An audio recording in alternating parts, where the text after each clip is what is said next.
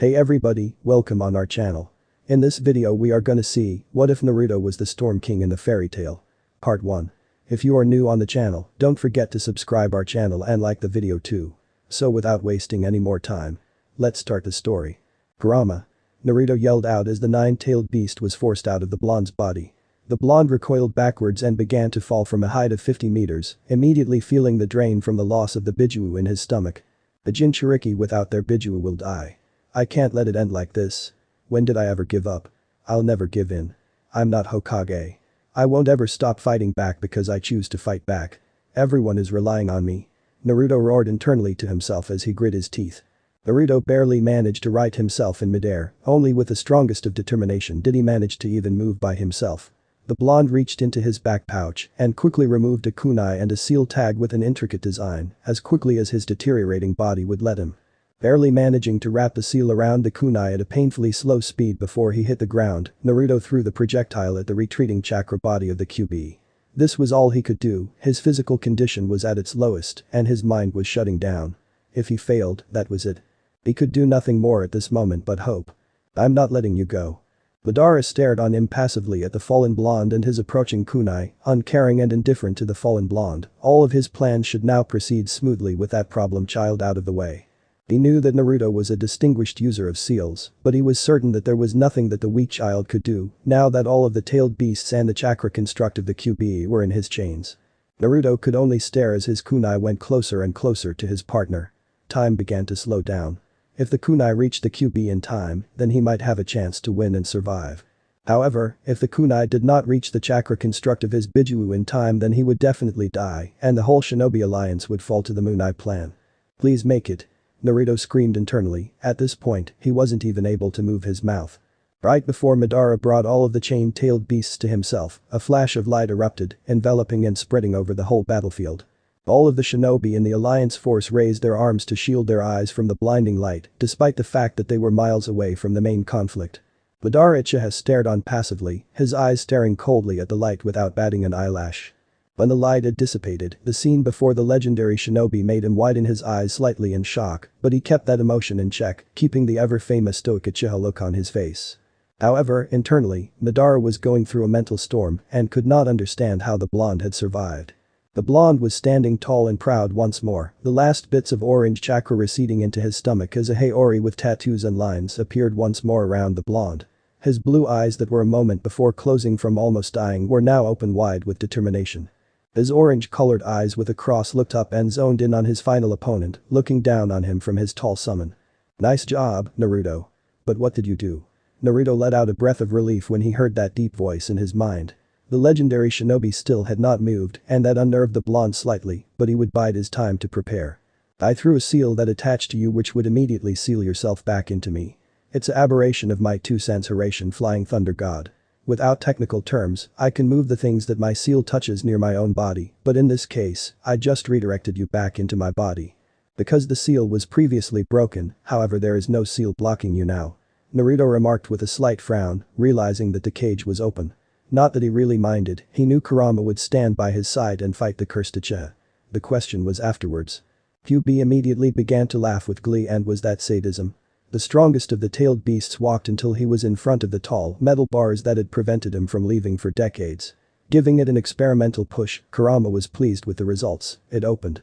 I may not be the same level as my 2-sen or my Ka-chan when it comes to seals, but with this development we can completely merge and perform a true Biju mode.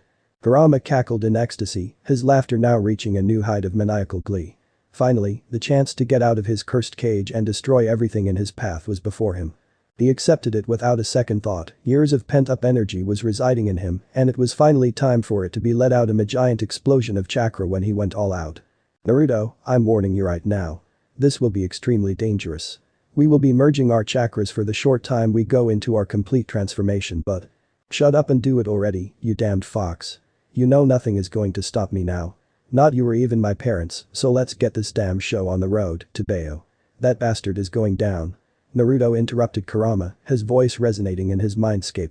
Kurama simply chuckled, having expected that answer from his container.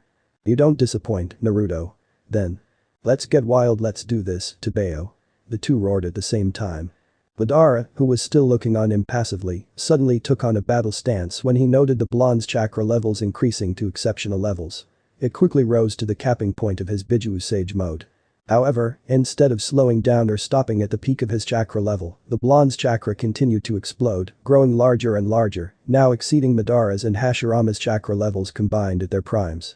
By the time the chakra growth finally began to slow down, its density was at such a level that it actually began to press down on the legendary shinobi, and he ground underneath the blonde began to crack and split from the intense pressure. "Here I come." The blonde snarled in a somewhat demonic tone.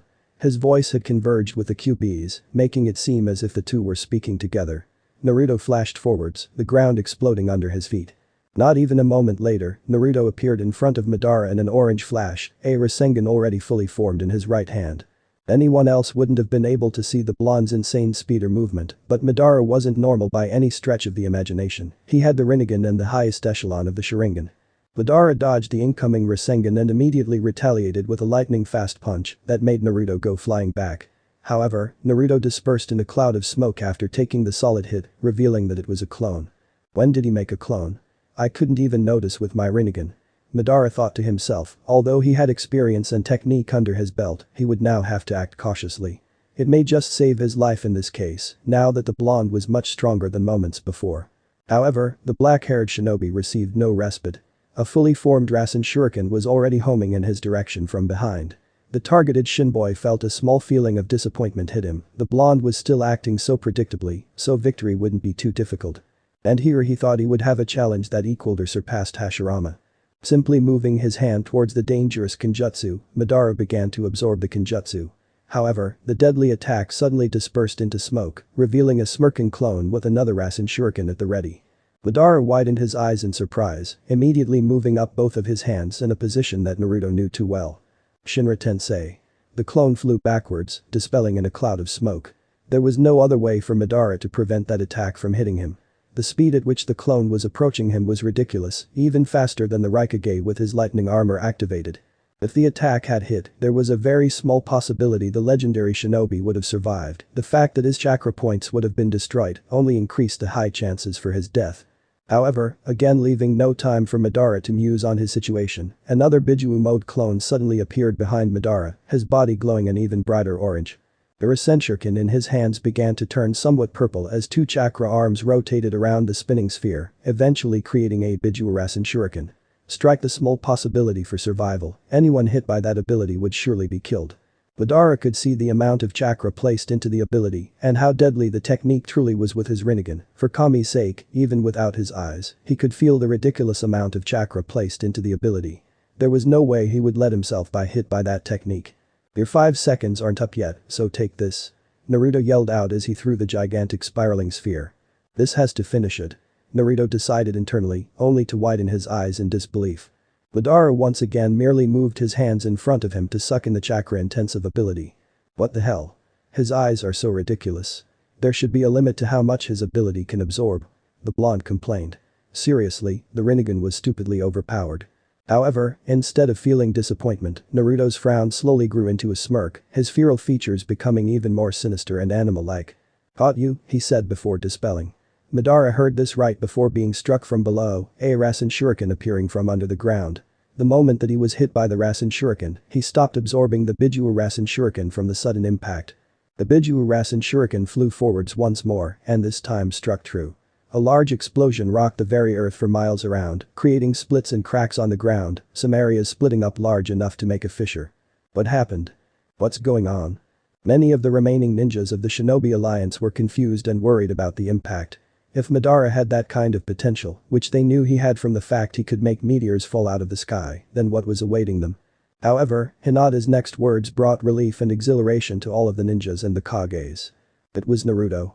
The lavender-eyed Hyuga stated, yelling it so that all of the ninjas could hear. The ninjas began cheer, seeing the possible end of the battle. Back at the battlefield, a large cloud of dust screened Naruto's view. However, that small detail didn't prevent Jinchuriki from creating clones and throwing hundreds of kunes with specially made explosive tags. Again, another heavy explosion shook the earth, but the level of destruction was not comparable to that of the Biju Rasen Shuriken. After he had thrown all but a few of his weapons, Naruto waited, staring intently into the clouds of dust to see what happened to the Uchiha. Naruto quickly allowed himself a moment to think about the other Uchiha, Sasuke. I can feel Sasuke's energy returning. Good he's alive. Naruto's Sage mode disappeared when its time ran out. Heavy exhaustion immediately took its place, but the Bijuu mode continued to remain on Naruto, and it didn't seem like it would be disappearing too soon. We can only hold on to this transformation for about another minute now that your Sage mode ran out, Naruto. What would you do? Naruto smirked in response as he crossed his arms. Don't tell me you didn't see it, you almighty fox. Naruto taunted, a wide smirk in place as his orange eyes zoned in on where he felt all of the negative emotions coming. Nine-tailed fox snorted in response, but inwardly, he was curious. What did Naruto do that even he, the almighty demon, couldn't see? When the smoke and dust had cleared, Madara was standing, but obviously with some difficulty. Instead of succumbing to the torturous pain, the man began to yell with exertion as his perfect Susanoo appeared over him, looming hundreds of feet tall over the blonde. Naruto just shook his head, his smirk still in place. You lose. Few and seal. Suddenly, Madara's ultimate defense disappeared. The last enemy felt himself begin to lose his chakra and his body begin to disappear into another realm, knowing the feeling from using Kamui on himself. He looked up at the blonde with hatred when he felt that he couldn't prevent the teleportation. What have you done? He said in an ice-cold tone, but even Naruto could see the cracks starting to become apparent. The shinobi in front of his was going insane from rage, now his grand plan seemed to be at an end.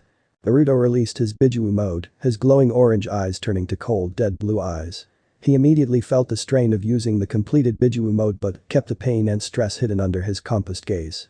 He stared at Madara and looked down at the laying figure of the legendary shinobi. I'm only paying you back with interest.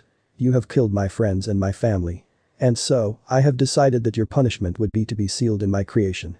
A pocket dimension where you can't use your own teleportation techniques because your chakra would have already been sealed away. Never to be in your grasp again. At this point, Naruto's compassed gaze changed to one of sarcasm and anger. Perfect, isn't it? The very cursed eye that could help people to teleport cannot be used in my realm. Humiliation for such a legendary shinobi is fitting for someone like you.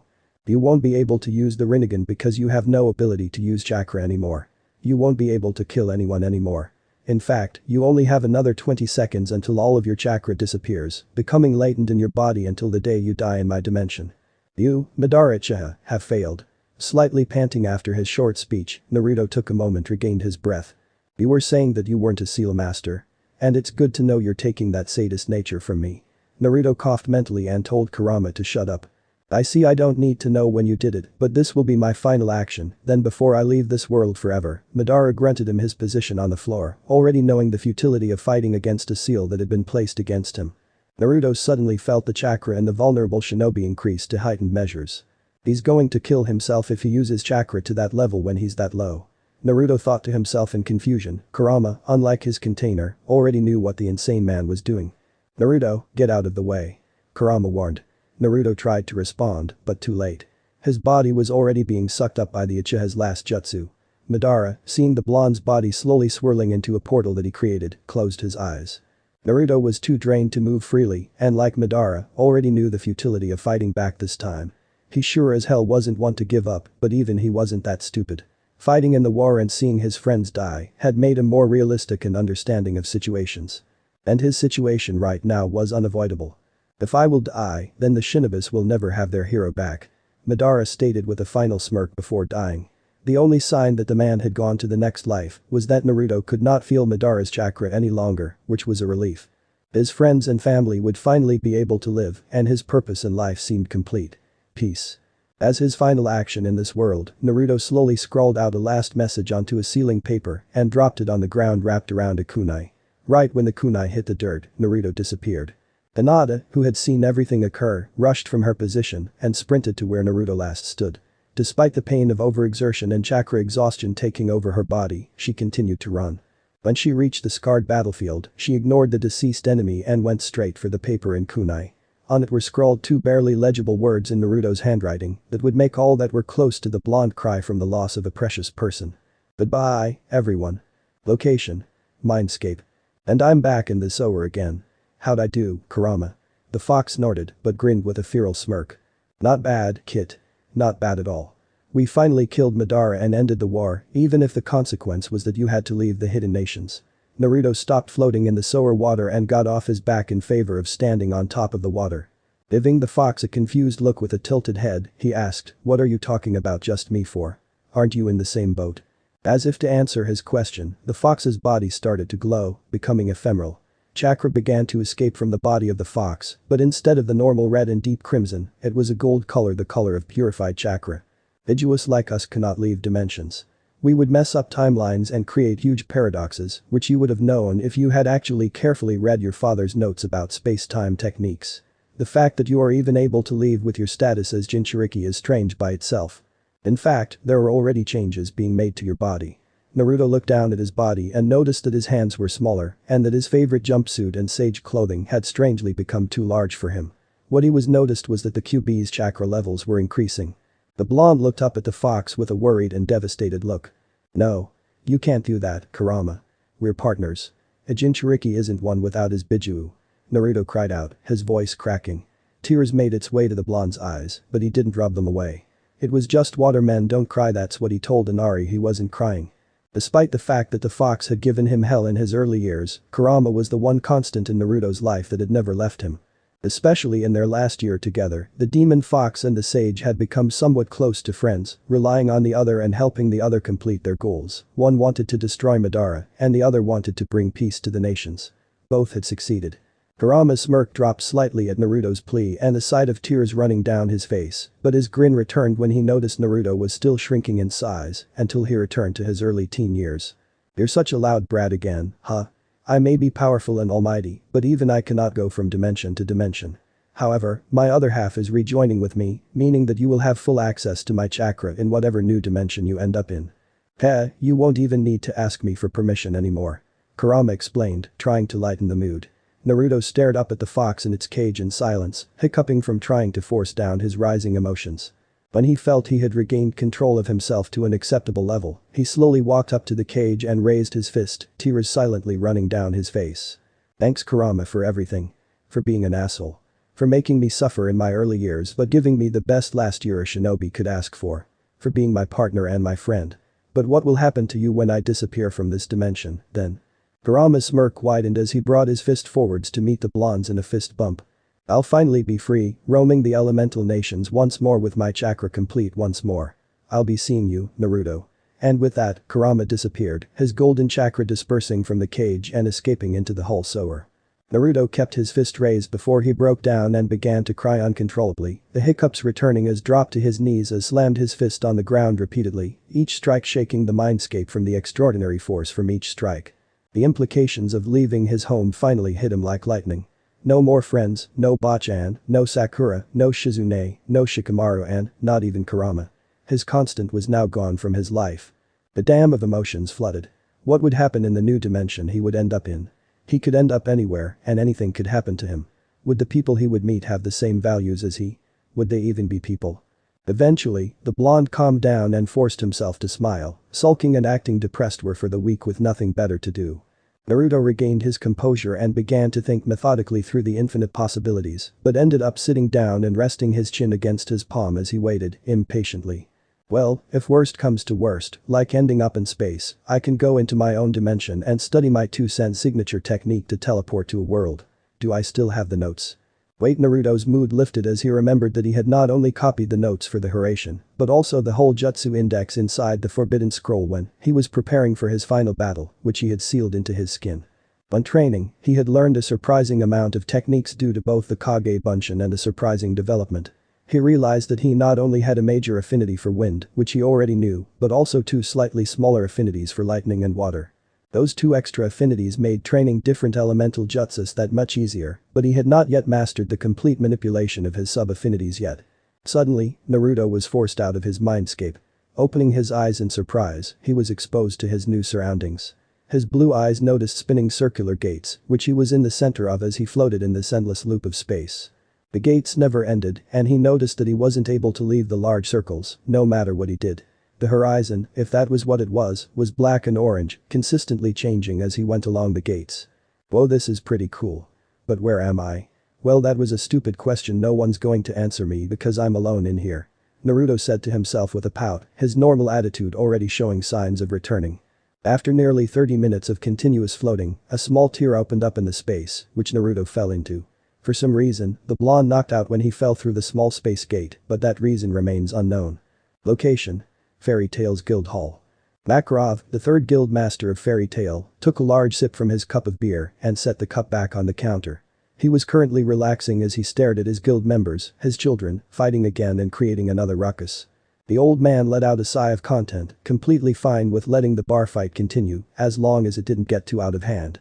Mira was having one of her usual fights with Erza. As the two butted heads, lightning cackled between the two in a show of heavy rivalry. Gray and Natsu were also having their famous rivalry battle in another part of the guild hall, although neither of the two was using their respective magic. And of course, the rest of the guild was fighting as well, throwing beer bottles and tables, quickly making the small skirmish into an all-out bar battle. Makarov took another sip of his beer and looked up. Laxus had his headphones on and was staring down at the bar fight with an apathetic look, but Makarov could tell that even his usually stoic grandson wanted to get into the middle of things. However, there was no one really strong enough in there to make him interested, since Gildertz was currently taking a mission that would last another month. For a moment, Makarov noted a high-level magical release, but he quickly dismissed it. He assumed that someone was training or currently on a mission. However, when he felt the magical release fluctuating uncontrollably and approaching the guild building, Makarov dropped his content expression and became serious. He spread out his senses and realized that it was coming from above the building, and it was coming fast. In fact, it should have struck about. Why? What the hell? The guild members yelled out or shrieked in unison. All of the members raised their weapons or got into a fighting stance, prepared to take down the intruder. However, when the smoke dispelled, what was revealed to crash through the ceiling and create a small crater on the guild floor was a child. "What's a kid doing here?" one of the members asked. The rest of the guild members just shook their head in a similar state of confusion. No one had the slightest idea what a child was doing in the guild, especially one that had fallen through the ceiling. "Fight me." Natsu, being the idiot that he was, yelled out his challenge as he lit his hands on fire to fight. He was promptly struck down when an irritated Erza punched the pink-haired Dragonslayer in the jaw, sending Natsu crashing into one of the guild's walls. Gray immediately began to sweat profusely as Erza turned her sights onto the ice mage. "Were you fighting with Natsu again?" Gray shook his head over and over again. Screw his pride, Erza was a monster and hit harder than Elfman when she was pissed. The guild members continued to stare at the child, all of them sympathetic for him, when the smoke had completely cleared to give a perfect view of the platinum-haired youth. They all ignored their previous defensive thoughts and ran towards the unconscious boy, noting that all of his clothes were torn and were much too large for the small child, making the older guild members wonder what the small blonde had gone through in his past. When they were directly above him, a small detail that everyone noticed was that he had 3 small whiskers on each cheek. Makarov was still sitting on the bar counter, but now he was staring at the child in interest and worry. Interest because the child had been the one to give off enough magic presence to indicate he had at least A-class mage reserves, and worry because the child was injured and unconscious. However, he was probably the only one to notice that before the small child had crash-landed into the guild hall, a golden thing instinctively wrapped around the unconscious blonde and created a sort of cushion and extended to the ground to slow down the fall, completely nullifying any damage that could have happened to the small child. If he had fallen without any cushioning, it was quite safe to say that the youngster would have been severely injured. Many of the women in the guild squealed when they heard the blonde purr. One of the interested girls, Kana, had scratched a whisker on the blonde's cheek, eliciting the somewhat feline response.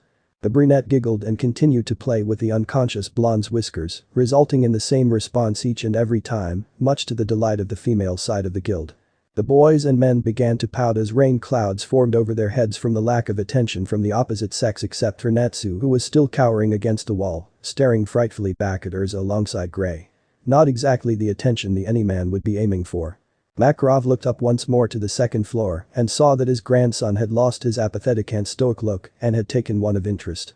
The lightning mage had noticed that inner strength that the small child had and was immediately interested, but was slightly disappointed when he noticed that the blonde was unconscious. However, that didn't take away his interest or his confusion as to where the small child had come from. The guild master took another drink from his cup and stared at the large circle in the middle of the guild hall. He smiled for a moment. Fairy Tail really does treat everyone like a family, even if they don't know them. Many of the women were talking about how cute the blonde was.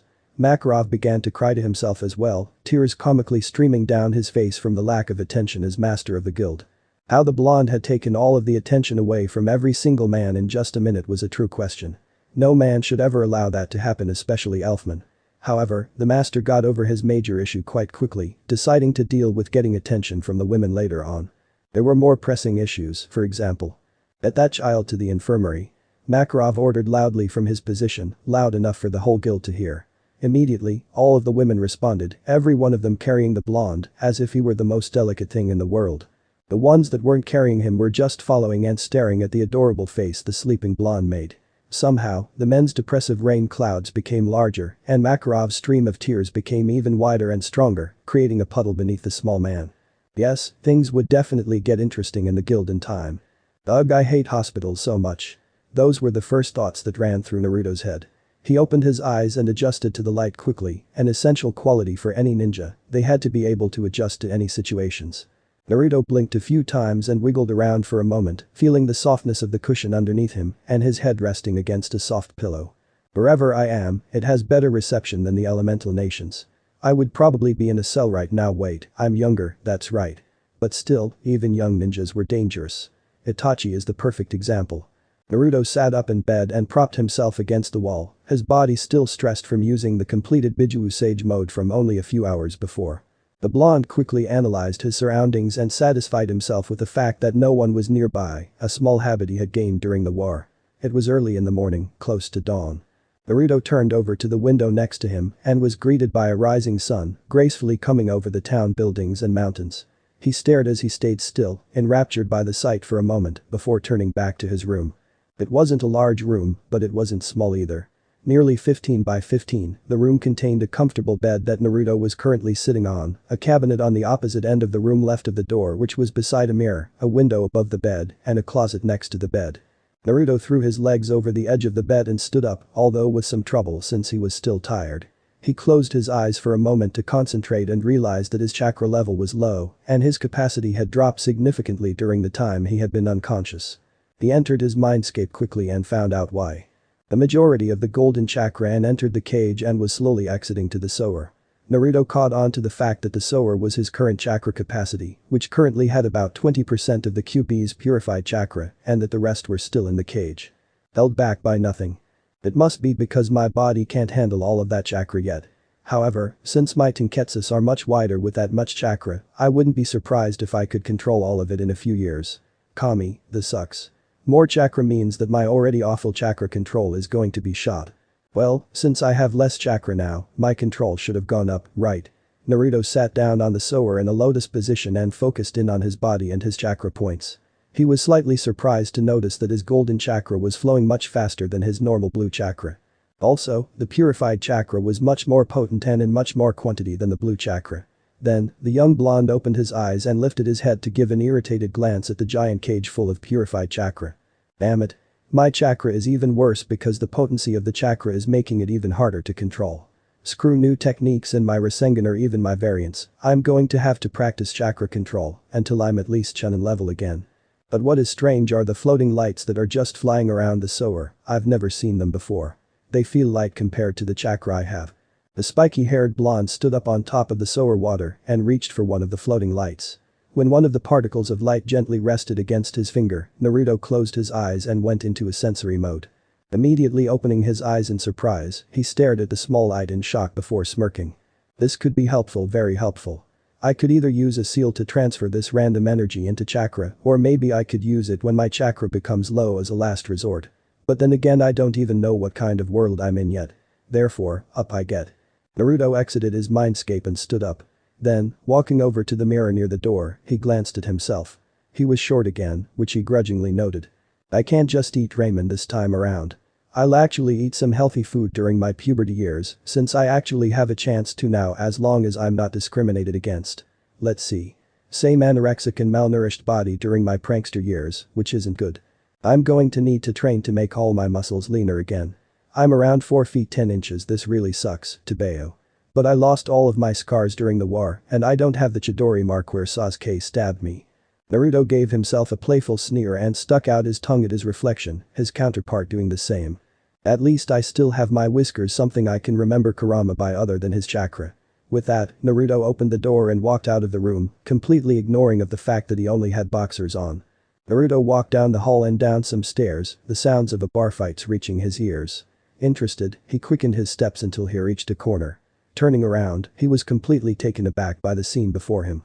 A full-out bar fight was occurring, but what made Naruto even more confused was that every single person was smiling. What made the blonde even more bewildered was that some people began to pull out guns from the air. What? One large man with long white hair made his arm ridiculously gigantic and punched someone with it, sending the victim through one of the guild walls. Another teenager around Naruto's age lit his hands on fire to punch another teen that was currently naked. Naruto's mind was running on overdrive at this point as the blonde was completely confused.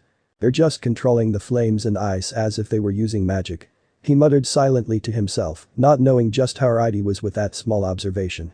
That scene before him made Naruto smile. He was in a world where fighting wasn't strange and there was some sort of ability usage similar to chakra. That was all he needed to know before he walked down the stairs to the guild hall with a wide smile on his face, regardless of his current condition and clothing or lack thereof. Naruto walked over to the bar counter and saw a small old man contentedly drinking beer as he watched the guild members fight. The blonde, however, immediately noticed the way the old man was relaxing and eyeing the situation. Despite the fact that the small man seemed relaxed, he was on a constant patrol, as if ready to jump into the fray at a moment's notice, which Naruto compared to a leader of sorts. So, Naruto walked over to the old man with some difficulty from an aching body and sat on a stool next to the old man. Is it always like this? The old master turned his head and was appalled to see how skinny the blonde looked. However, he quickly calmed down when he saw that behind the skinny nature of the blonde was lean muscle mass and a surprisingly speed-oriented body that was amazingly durable. Naruto was currently staring at the ensuing full-blown bar battle with idle interest. The blonde cerulean flickered back and forth throughout the guild, catching the highlights of each minuscule battle. Every once in a while, the blonde would give out a small snort or smirk out of plain amusement, giving out a large one when Gray had discarded his boxers when it caught on fire. After about 10 seconds, the master responded. I'm surprised you don't think this is strange at all. The blonde waved his hand nonchalantly, as if to wave off the surprised tone from the master. He gave an eye smile and grinned wide enough to show his canines. I've seen some pretty bad quirks. I'm not new to this stuff, don't worry. The master raised his eyebrows at that information. Like you walking around in your boxers. The blonde opened his eyes and smirked in response. Better than going around naked and fighting with ice, Naruto replied without missing a beat. Duly noted, the master responded before giving a loud belly laugh, the old man's eyes crinkling upwards in amusement. The kid was good. When Makarov had calmed down, he continued their stalled conversation. So, why are you here, little one? The blonde seemed to twitch slightly at the name the master gave him. Makarov saw it, but decided not to say anything and see where the conversation would now flow to. He found it interesting that the high magic reserves that the child had shown for only a moment before crashing into Fairy Tail's guild building had all but disappeared. Now, the blonde was giving off almost no presence, which was how the blonde had sat next to the master without gaining his attention beforehand. How he got next to me after just waking up in that condition is something I don't understand. Right now, I can feel his magic reserves and it is much lower than when he had crashed through the ceiling. This is an interesting child. Makarov thought to himself as he took another drink from his cup of beer. I'm 12 and I'm not that short. The blonde huffed out. Then, he leaned his back against the counter and continued to watch the fights. Do you know magic? The master asked, trying to steer the conversation into a different direction. The blonde smiled for a moment, as if laughing at the absurdity of the question. Wait, this is a different world. We use chakra in the elemental nations. Maybe they use magic here. That would explain what those floating lights were in my mindscape. Naruto thought to himself before responding. Isn't it right in front of me, Jiji-san? The master snorted at the name that blonde gave him. However, this means that he isn't new or unfamiliar with the concept of magic. Maybe he can join the guild. He is old enough anyways. First off, however. Don't you have family waiting for you? Immediately, Naruto's face fell slightly, despite the fact he wanted to keep his history hidden. This was one thing he couldn't hide. If he had Kurama at least, then he would have been able to hide his pain, but now he truly had nothing to remind him of his family back home. I'm an orphan, Jiji-san. For some reason, the way the child spoke and had looked down on the ground made Makarov want to help the child as much as he could. So, he decided that his first idea would be the best route.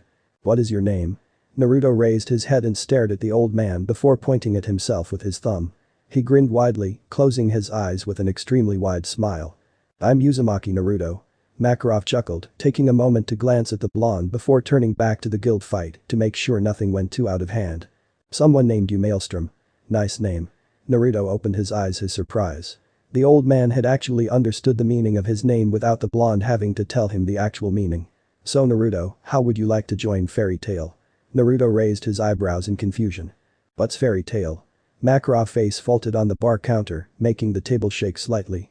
Naruto just continued to stare quizzically at the old man, still confused. However, the blonde did find it funny that the old man just dropped and face planted onto the counter when he was sitting down. Eventually, the master sat back up and coughed into his fist, as if to pretend the previous event had never happened. Makarov stared at the boy suspiciously, who stared right back with the same confused expression on his face. You don't know what fairy tale is? Makarov asked unbelievingly. Naruto shook his head once in denial, still sporting the same bemused face. Goodness, he's even more clueless than Natsu. At least he knew what a guild and what fairy tale was. Did you live under a rock or something, Naruto?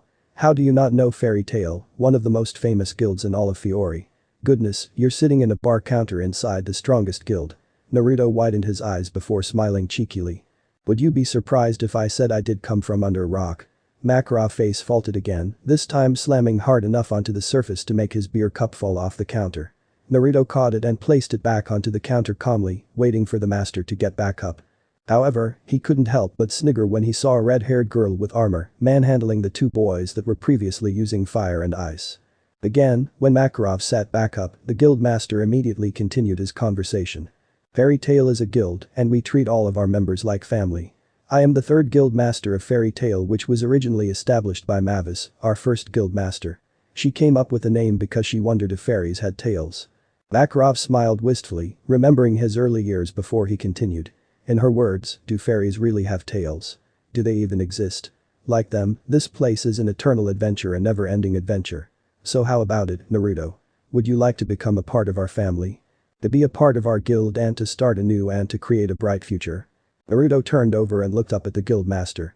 For a moment, it seemed the tears were brimming on the blonde's eyes. I can't have a family again. Maybe I can have another chance at having a family like Bachan, Shizune-ni-chan, everyone. Naruto nodded and was about to respond until a large explosion shook the guild hall, making Naruto stumble slightly in his seat.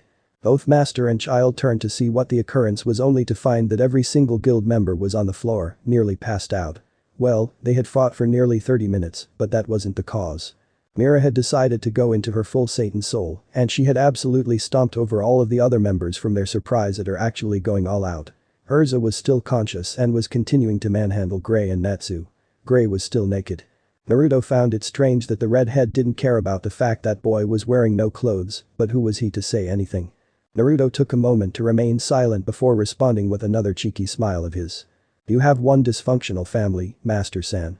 Makarov just began to cry, tears streaming down his face as he stared at the guild hall, going through the expenses in his head to repair all of the damage. If we can blow things up, I think I'll fit right in. Naruto thought to himself, imagining himself using his smaller explosive tags during a bar fight. He shook his head before a massive grin replaced his smaller smirk. Of course I'm going to do pranks. Haha. Naruto began to chuckle wildly inside his mind. Makarov, who was completely oblivious to what the blonde was thinking, began to cry even more as he felt a strange tingle pass through his body, warning him about future destruction, much more destruction. Chapter end. Amik. Naruto ruins the Moon Eye plan, thanks to Valivarian for giving me a random idea. Quickly, Gaara, go to the moon and prepare to slam Naruto. Gaara saluted to Swan before flying away in his sand. The fifth Hokage turned to Naruto, who was pale and sweating in fear. Bachan, are you sure this is a good idea? Tsunade smiled at Naruto widely, a bit too widely. Her face became shadowed, giving the busty blonde a ghastly look. Naruto-chan. Just go into your Bijuu Sage mode so this doesn't hurt as much. What are you hhhhh?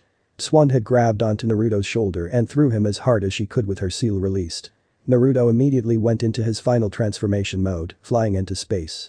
Flying at a ridiculous velocity, Naruto was caught by Gaara in only 30 seconds, who was currently flying around the moon.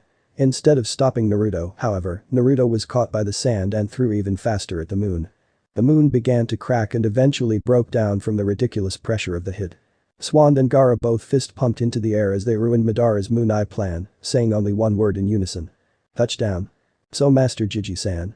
What are you going to do about all of this? Naruto asked as he waved his hand to point out the guild hall and all of its members on the floor passed out.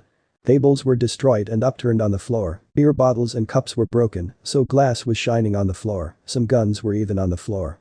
Makarov, instead of answering, just continued to comically cry, tears streaming down his face. It was as if the old man were sporting a geyser or something like that. Naruto sweat dropped before asking the master a different question, since it seemed not only the bar fight was a common occurrence, which came with large damages every time, but that the master reacted almost the same every time. Okay master. What can I do? I probably need new clothes and you need to sign me into the guild, right? Also, can someone escort me around the town, I'll get lost. The master stopped crying and nodded his head once in affirmation behind jumping behind the bar counter. Makarov pulled out a book from a shelf and jumped back up to the bar counter and opened it. So, Naruto Uzumaki. This is just the basic stuff for getting initiated into the guild. Birthday, age, birth location, where you lived, your choice of magic and your abilities, and then comes whatever random information you want to throw in there. Usually one of the women would do this, but they're all knocked out. Naruto began to muse inside his head. He didn't want to give too much information and seem suspicious as a 12-year-old, but if he had to, he needed some of his abilities. Taking a few moments to go through multiple possibilities and scenarios, Naruto had decided. For each of those in order, let's see. October 10th, I'm 12, figure it out. Age. 12 he. Birth location, no idea. Never figured that one out. Might have been a hospital or a forest for all I care. Where I lived. I'll just stick with under a rock for that.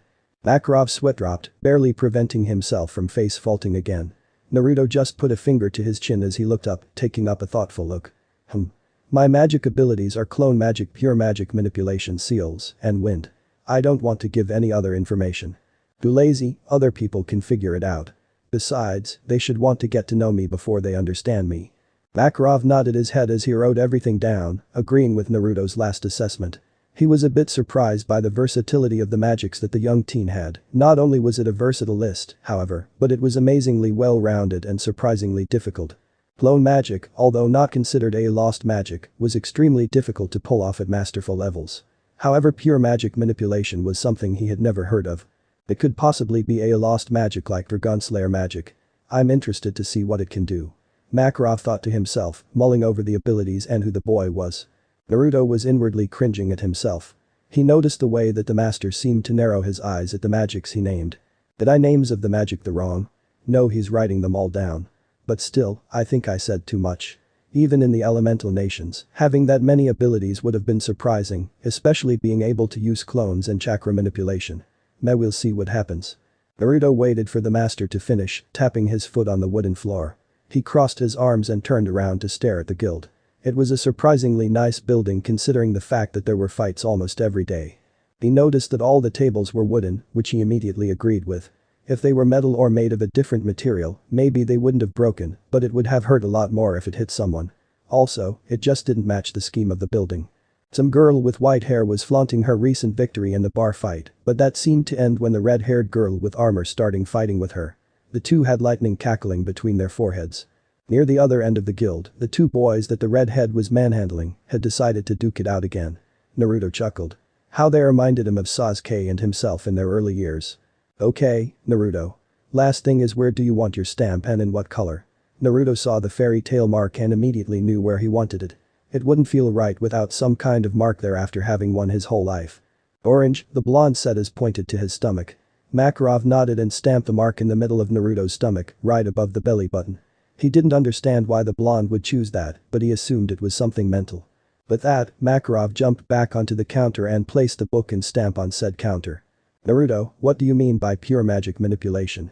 You seem to be quite confident in your skills. Can you show me? Naruto gave the old master a smile before nodding his head. I'm not surprised. If I was the leader, I would probably ask that first as well. I think he's slightly suspicious, but not because he's suspicious that I have too much, but that I have too little. That's weird, but I'll go with it. Naruto laughed sheepishly as he scratched the back of his head. Oh no, do you mind if we do this somewhere else? I don't want to mess up your guild any more than it already is. Makarov, however, just told Naruto to go ahead. Nothing is going to mess it up more than it already is. Naruto tilted his head in confusion. The guild building could be destroyed. Makarov paled and immediately pulled the boy out the back door and into a clearing in a moment. Then, jumping high to a tree branch, Makarov gave Naruto the sign to demonstrate. Naruto just nodded, looking up at the master, before turning back to face the ground. Raising his fist, Naruto stared at it for a moment. My fist is so small compared to before. Nah, I don't have the chakra control that I did before, at max, it's a genin chakra control again. I'll just have to use all my remaining chakra to be able to do this even once, but I think I'll give Master Jiji-san a little scare with this one. He might start imagining me using this during bar fights. So predictable, he. So, with that thought process out of the way, Naruto called onto his reserves and directed his chakra to his right fist. For a moment, nothing happened as the blonde raised his right fist over his head. Then it happened. Blue and golden chakra whisked out from his arm, then began to coat his fist until it created a sort of barrier coating. Then, the two different colored chakras began to mix, contesting for dominance on the fist. Naruto stayed still for a moment with his eyes closed before suddenly opening them with determination. "Rah!" The blonde yelled out as he brought his fist down upon the earth. Makarov was forced to jump away from his perching branch as the ground flew upwards, rocks and dirt flying everywhere. The master, as Naruto had expected, immediately began to pale from the prospect of the blonde using the ability inside the guild or any mission for that matter. The damage costs would be ridiculous. When the dust had settled, Makarov was shaken at the sight before him. Whatever had coated his arm had prevented any damage to the blonde's right arm. The whole clearing, nearly 20 meters long, had been replaced with a crater with a blonde at the bottom. However, the damage did not stop there, going further past the clearing and into part of the forest, toppling trees and shrubberies. It seems that coating was pure magic manipulation. Amazing. For a child to use that kind of magic at such a young age, he would be truly powerful in only a few years. The blonde looked up from the epicenter of the crater and smiled at the master, giving the old man a thumbs up and a nice smile. When the blonde took his first step to go up the marked earth, he stumbled and fell to the ground from chakra exhaustion. Landing heavily, not even able to use his arms to soften the fall, Naruto crashed to the ground, raising a small cloud of dust. "Meh, I don't think I've recovered completely yet. My reserves are so low right now," Naruto said seemingly to no one. Makarov jumped down and landed next to Naruto and picked the blonde up, making Naruto to lean against the short master's shoulder. "But still, that is very impressive, Naruto-chan. How many times do you think you would be able to do that in a fight?" Naruto wasn't even able to move his legs from exhaustion, so his feet were dragging against the dirt and rocks on the ground. He lifted his head up slightly to the sky above, staring at the lazy clouds passing through in the sky. "Maybe 5 or 6 times at most until my control improves. However, when I do, I can pretty much do anything with the manipulation. I can create small strings to grab onto things, create chains to prevent someone from moving, and a ton of other things, as long as I can imagine it." Makarov smiled as he continued to drag the blonde towards the guild hall, opening the back door and taking the blonde inside. Throughout the whole guild hall, all of the members were still on the floor unconscious, either prone or face up. Some were in random positions. On the left side of the guild, there was a man-shaped hole, most likely where Elfman had hit the guild member. "Are there any clothes? I don't really want to walk around in boxers when they wake up." Makarov chuckled and nodded his head. "We have some clothes behind the bar counter that should be your size, which I find somewhat impressive." Naruto grunted in response, slightly annoyed by the master's small remark on Naruto's size and height. "And where do they find clothing your size?" Naruto replied teasingly. The master remained silent after that, a depressive rain cloud appearing over his head. Naruto began to yell at the master. "Nani? Oi oi, don't get me wet with that cloud over your head. Hey. Stop it." Eventually, Naruto was dropped off at the bar counter stool, soaking wet in his boxers with no other clothing. "I hate you," Naruto muttered, glaring lightly at the master that had jumped behind the bar counter to get some clothes. The blonde leaned against the counter and dropped his head on the counter. "I noticed that the air all around me has the unknown energy that is the same as in my sower. Does this mean that the people use the magic from the air or do they have magic reserves as well? I'll find out eventually. But my reserves are filling pretty quickly, probably a secondary trait from having Kurama in my stomach for so long. My body isn't as stressed as it was before using my pure chakra manipulation, most likely a result of releasing the pent-up stress." Naruto sighed and pressed his cheek slightly harder against the cool surface, a welcome respite. A moment later, a light weight landed against the back of Naruto's head. The newly instated Fairy Tail Guild member lifted his head and grabbed the cloth on the back of his head. He stared at it with his cerulean eyes and was somewhat pleased to note that they were red and black, taking on the darker colors. Makarov jumped back onto the counter and pointed at the clothes Naruto was now holding in his hands. "Those are new clothes that were never used. Wear them and buy some clothes from one of the stores in town." Naruto raised his head and glanced at the master before looking back down at the clothing again, noticing the dust and wrinkles on the clothing. "Do you mean new when you say it has been untouched for like 10 years? Makarov ignored the question and continued speaking. "You should probably go to town with Kana or one of the younger guild members. Kana would probably be the best though." Naruto faced the guild master and kept a steady gaze on the master as their conversation began. "I don't know who Kana is. Can you describe her?" "She was wearing a sundress." "Cool. You narrowed it down to 2 of the girls. Blue or brown hair? Makarov raised his eyebrows. Inwardly, he was shocked, a clear difference from his outward expression. He has a surprisingly good eye. To be able to remember that kind of information from watching a bar fight just once is not genius, however. It means he's used to gathering information and important details around him quickly. What has he gone through to be able to do that so effectively? Instead of voicing out his thoughts, Makarov continued, deciding to ask the blonde when the two were closer, most likely at a much later date. Brown hair. She uses cards for her magic. Naruto nodded his head before smirking. The one that threw cards to hit the lights above people's heads, right?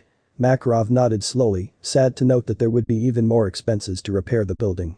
Naruto got off of his stool, feeling much better with only 5 minutes of rest.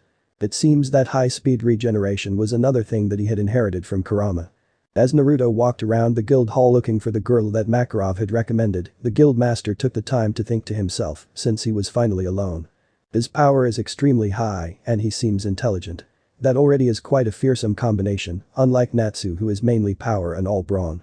I don't know how bad his control or how fast he is, but his muscles and body type indicate he is capable of going into a battle of attrition with no qualms and is heavily based on speed.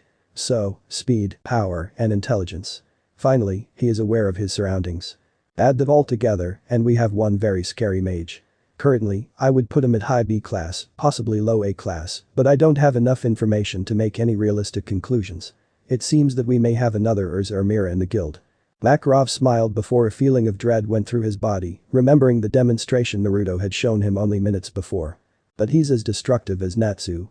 Oh, this will be so bad. What will I have to tell the council? Oh no. Unaware of Makarov's current inner musings and feelings of dread, Naruto was cheerfully looking for any young girl his age that was currently on the floor knocked out. Eventually, he found the person that he assumed was Kana. The girl had her hair up in a ponytail, showing off her forehead proudly.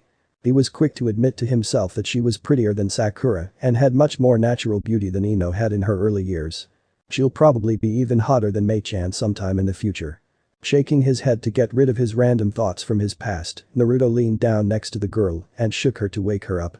When that elicited no response, he shook again, only with slightly more violence. Again, it had no effect. Naruto stared at the girl before moving from her side so that he was now straddling the girl. Then, he leaned down until he was inches from her face. Makarov, who saw only the last action, was suddenly interested with a perverse expression on his face. "Oh, Naruto-chan. I know you can do it," he cheered silently, rooting on the blonde. Naruto sneezed to the side, shaking the girl again, but she still didn't wake up from her knocked-out state. Again, Naruto leaned close to her, his hands on her cheeks. Suddenly, he pinched both of her cheeks and spread them out to epic proportions. "Wake up, Kana," he yelled. That got the girl to wake up. She immediately began to bring herself up, only to meet with Naruto's forehead. Her speed increased since Naruto was keeping her lower body still, making it easier for her to make the sit-up movement. Kana rubbed her forehead with one of her hands, the other one the ground to support her. Naruto got off of her and smirked at her when she glared up at the blonde. "And who are you?" "I'm Naruto Uzumaki, a new member of Fairy Tail." Kana's hostile expression immediately changed to one of blatant curiosity with an undercurrent of clear happiness. Naruto leaned down to give the girl a hand, which she took without a moment's hesitation to pull herself up. When she had patted herself down and looked up to stare at the blonde, Naruto gave her a wide foxy smile. "Nice to meet you." Kana said that you know the town's layout and the stores for clothing. Kana nodded her head eagerly, always willing to make another friend to add into her already growing list. "Okay, then can you take me around the town and show me some shops, please?" Master put some money in the pockets of these pants so that I can buy some new clothes. Kana nodded again happily before taking the lead, walking out of the guild. Naruto chuckled before following, passing by the two boys that once again getting manhandled by the redhead. They both stared at him with a pleading expression. Naruto just smiled at both of them and gave them a wave before turning around to follow Kana, who was already getting ahead. "Who was he?" Natsu asked. Gray shook his head in confusion. "No talking. You two fraud again," Erza said strictly as she pointed her sword at the two. The two boys lifted their hands over their heads in the universal sign of surrender. "But you fight with Mira all the time," both of them thought in unison. Naruto was currently walking around the town with Kana in clear happiness, his smile growing wider and wider as he continued to walk around the town. People waved to him, to which he happily waved back. Girls and some women squealed at how happy and childishness the blonde looked, turning around and smiling at every noticeable thing about the town. Kana took a small pleasure from watching the blonde's facial expressions. "You've never been to the town of Magnolia?" Naruto took a moment to glance at her and shake his head before continuing to admire all the shops and buildings. Kana laughed before moving next to him and patting the blonde's shoulder. "Well then, welcome to Magnolia," she said happily. Naruto turned to her again and gave her a wide smile, which she returned. Eventually, they reached a shop that Kana had recommended. Naruto stared at the shop before taking a few steps backwards to backtrack. Kana, however, was taking none of that and grabbed onto the blonde's wrist to prevent him from running. Naruto stared at her frightfully before looking up at the title of shop. "Ah, Kana. This doesn't look like a store for boys." Kana smiled before tugging on his wrist to move him closer to the entrance of the clothing store. "I know that Heart Cruise is mainly a women's store, but there are some pretty decent clothes for men, too. So don't worry and let's go," Kana said happily, excited at the prospect of possibly buying some clothes. Erza had bought some pretty nice clothes which made Kana interested in the brand. Naruto had shown her the amount of jewels that master had given to him, and it was clearly enough to pay for at least 5 sets of normal clothes, which would be enough for 2 sets from Heart Cruise. Makarov was probably expecting a decent amount of change back after Naruto had gone shopping. "Sorry master. My fortune-telling ability says that you won't have any change back today," Kana thought cheekily to herself as he opened the doors to the store. As soon as the door opened, Naruto cringed and gulped.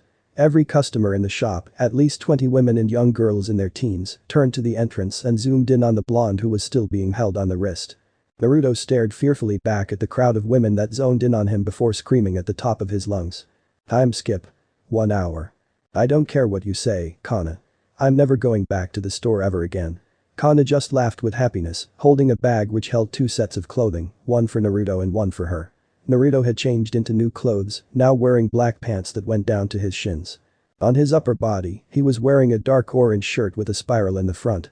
Over his shirt was a white jacket with a cross that leaned furthermore on the right side on his chest.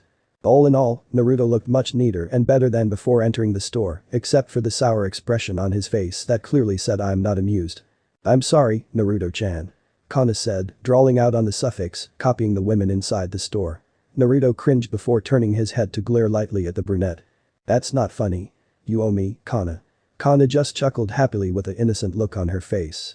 Naruto lost his sour expression and smiled brightly as well when he saw how her expression showed her complete happiness and glee, with an innocence that anyone would want to protect. Obviously, Naruto would be included in this list. He would do anything to help someone that was innocent to stay that way, especially after what he had to go through in just 6 years of working as a professional ninja.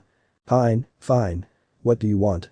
Naruto turned his head away from the girl and stared straight forwards. The streets of the town were now mainly crowded since it was approaching rush hour. The sun was high, but it wasn't hot since it was approaching winter, a light wind passing through the town. "Tell me about your magic." Kana instantly brightened up before explaining about her cards. "I use cards as my main magic.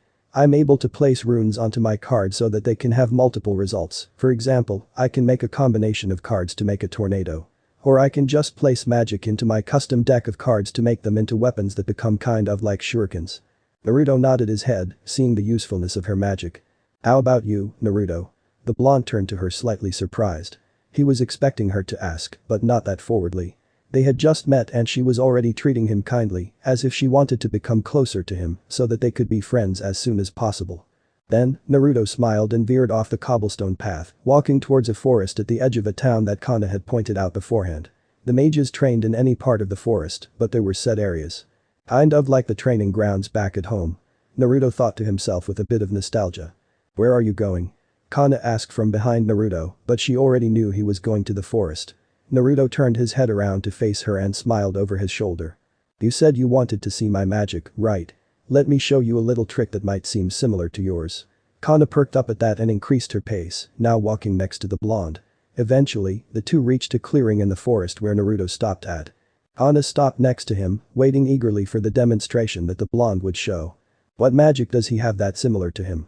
As Kana watched the blonde, Naruto seemed to make a strange motion as a cloud of smoke suddenly covered his hand. When the smoke had cleared, there was a strange rectangular paper held between his fingers. Kana looked at it and widened her eyes. "That's like the runes on my cards," she exclaimed. Naruto smirked before shaking his head lightly. "I told you that it was similar, Kana. Now let me show you something that you can add to your repertoire of abilities." Then, the blonde turned around to make his back face the brunette before narrowing his eyes in concentration. "I pulled out one of my more basic tags, so this should be able to work even with my shoddy chakra control right now. Okay, let's show Kana some real tricks." Naruto pumped a small amount of chakra to start the timer on the tag, but it didn't light. Continuously pumping minute amounts of chakra into the tag, it began to straighten until it became hard and sturdy, almost like a card. Then, Naruto suddenly threw it with unnatural accuracy, the card slicing through the air and grooving itself deeply into the trunk of a tree vertically. Kana stared at the card for a moment and then exhaled in disappointment. Naruto turned around his body to face her and smiled at her disappointed face. "I wouldn't stop watching if I were you." Naruto raised his right hand to about shoulder level and snapped his finger, flaring his chakra lightly at the same time. Suddenly, the card exploded, destroying the tree and sending the tree flying high into the air before crashing back down to the earth. Anna stared, gaping at the event that had just occurred before her. Then, she shifted her position slightly so that she was staring slack-jawed at the blonde who was just staring at her with a sheepish grin. "I'm definitely adding that to my skillset." Naruto chuckled as he scratched the back of his head and began to walk away from the forest. Kana immediately joined Naruto, contentedly walking next to the blonde. "Hey, want to do a mission with me?" Kana asked. She was surprised to find a person that used similar magic to her and wanted to see what else the blonde could do. Not only that, but the blonde was extremely open and was so happy and was so welcome to questions that she found herself quickly warming up to the blonde. "Are missions the same here as they are in the elemental nations?" Naruto thought to himself. However, he decided to just go ahead without thinking about it for just this once. If it's a mission, then it shouldn't be too bad, since Jiji-san probably won't give us something too difficult, especially since we're still young. However, he might make us make up our deficit in skill by increasing our numbers, although I don't really need the backup. Naruto threw away the thought of taking a mission solo and decided to agree with Kana. After all, she seemed to be a nice girl and was kind to him so far, trying to act as hospitable and kind as possible to a boy that had crashed into their guild building. "Sure. Let's go back to the guild." Location: Fairy Tail Guild Hall. "Ray, you're not wearing clothes again," Kana said as soon as she walked through the doors. Said boy immediately looked down at himself before cursing and looking for his clothes on the floor. "Again?" Naruto thought to himself as he chuckled at the antics of the guild members. Suddenly, the girl with red hair that was previously manhandling Gray and the pink-haired teen around Naruto's age was in front of Naruto with her hand extended. Naruto stared at the hand before looking up at the girl. She had an expectant look on her face. Her hair was tied in a long ponytail that ran down her back. Instead of clothing, she was wearing armor on her upper body and a skirt on her lower body. "I heard that you're a new member." "My name is Erza Scarlet," Erza said to Naruto. The blonde moved forwards and shook her hand and smiled at her. "I'm Naruto Uzumaki." "Nice to meet you, Erza," the blonde said. If this were the elemental nations, no one would have introduced themselves like this. If it was before the battle against Pain, people would be discriminating against him. If it was after, they would flattering him to the point it was almost worship, something that Naruto did not appreciate. He wanted the respect, not hero worship. "Good. Well then, I expect you to follow the rules and not create too much trouble." Naruto nodded his head mechanically in response. As soon as Erza left him and Kana alone, the two of them began to laugh to themselves. Fairy Tail members not making trouble. Who heard of that before? After Erza had gone off to somewhere else, another girl walked up to Naruto with another girl and the tall man that was able to transform him arm. Closer up, he realized it was the girl who won the recent bar fight and that the guy was much younger than he expected, he was just ridiculously tall. "Don't talk to that bitch. By the way, my name is Mira Strauss," the girl in the front said. Naruto quickly deduced that she was the leader of their trio. The smaller girl next to her, Naruto assumed her younger sister, said something to Mira, but the elder sister just waved it off and ignored it. Who's the girl you don't like?" Naruto asked, used a euphemism. Mira turned back, facing Kana first before turning to Naruto. "Hey Kana. I'll be seeing you in the S-class exams next year, won't I?" Then, Mira faced Naruto with a glance that told Naruto she was one of those condescending girls with an ego, a trait that Naruto would beat out of her if no one else did. Erza Scarlet. She's a complete bitch. "Don't talk to her," she said in a commanding tone. Naruto noticed the sound of a sword swinging and immediately ducked. Suddenly, Erza was in front of Mira with her sword drawn, which Mira stopped by grabbing onto the swordswoman's wrist. "Did you call me a bitch, you skank?" Erza said. Mira glared at the red-haired swordswoman before spitting at her. Naruto sighed. He didn't want to see another bar fight on his fight day after joining the guild. "The two of you have so much animosity towards each other." The two turned to him as one and glared at him. "Stay out of this," they said at the same time. Instead of responding, Naruto cleaned out his left ear with his pinky and stared at the two girls blankly. Then, he said. "I'm sorry, did you say something to me? I hope I didn't miss anything important now. Well, I'm off to meet some more of the welcoming and kind." "See you too," Naruto said as he brushed past the two. Kana was staring in shock, watching Naruto walk away. Natsu and Gray, who were watching together without fighting for once, began to fear for the new guild member's life. "He's going to die," they thought in unison. The two rivals stared at each other behind, nodding their heads and jumping after the blonde. Right before they reached him, however, the sound of a snap was heard and the two girls both dropped to the floor in a heavy heap, dropping uselessly to the ground. Both of them tried get up, but they couldn't for some reason. Something was pressing down on them, and it was heavy as hell. Kana, who was watching from a short distance from behind, was probably the only one who understood what had just happened, since she had an inkling of an idea of what Naruto could do with his magic. What kind of rune magic was that? Was it his rune magic again? But I only saw him drop 2 papers, the brunette thought to herself. However, to anyone else, it just seemed as if the blonde had snapped his fingers and the 2 had dropped as the result of his snap. Absurd as it sounds, magic was magic. There were Dragonslayers, weren't there? Naruto turned around and walked back to the girls, glaring at the 2. Then, he bent down on his knees so that the height difference wasn't so much that the girls were easily able to glare up at him. Suddenly, Naruto smiled, completely breaking the tense atmosphere. "Good job, you two. Using teamwork to get at a common enemy and striking when he didn't seem prepared. Good job." "Pass," Naruto said cheerfully, giving the 2 a thumbs up. The 2 just stared at him for a moment, completely bewildered. Why was he not annoyed that they tried to attack him when he was turned around? "Wait. You're not mad they tried to attack you when you weren't prepared?" Naruto looked up and faced Kana as he shook his head. "No, why should I be? This is fairy tale, and from I see, you guys fight all the time. If I say that you can't strike my back, wouldn't that make me a hypocrite? Use whatever advantage you can get, that's what I would do. Besides, I'm not as strong as you two," someone coughed from the bar counter. "Nor am I as skilled as you," another cough from the same person. Naruto's right eyebrow twitched in annoyance as he finished his last statement. "But if you let anyone have a plan or set up something, you're screwed." "What a man," the third member of the white-haired family said. Naruto shuddered slightly before turning around and walking away, but he didn't let up on his gravity seal. The 2 girls continued to struggle to get back on their feet, but failed. Kana stared at the 2 before hesitatingly passing them and joining up with Naruto, who was now staring at the mission board. "Hey, fight me," someone said to Naruto's right. Naruto turned from the board to the loud voice and saw the pink-haired mage. He turned back to the board and said in an apathetic voice, "Later. After I finish a mission with Kana." Natsu, who saw what Naruto had done, although still confused by how he did it, decided that was as good as a promise. However, he wanted to get to know the new guy better, so. "Hey, let me join in on the mission," Natsu said. Naruto stayed silent for a moment before responding with a smile at the Dragonslayer. "Sure, the more the merrier. Why not?" "Sweet," the Dragonslayer said with a smile. "May I join as well?" another person asked. Naruto turned to his right again and saw the boy that constantly stripped. He had already lost his shirt and pants. Naruto pointed at him and said, "Their clothes," which resulted in the boy looking down at himself and cursing again. However, he didn't leave immediately, staring at the blonde waiting for a response. "Yes, you can join, too." "Hey, who said you can join Gray?" Natsu said, irritated that Gray would be on the same mission as he would be. "He did. Didn't you just hear him?" Gray responded in an equally annoyed tone before walking away to find his lost clothing. Kana, who was currently to Naruto's left, stared at the paper Naruto had just took from the board. Giving it a once over, she nodded before taking it from his hands and then going over to the bar counter. "Master, we'd like to take this mission." The group comprises of Kana Alberona, Gray Fullbuster, Natsu Dragneel, and Naruto Uzumaki. Makarov placed his cup of beer to the side and took the mission request before stamping it and handing it back to Kana. "Be careful," he said to Naruto, Kana and Natsu, since Gray was still somewhere in the guild looking for his clothes.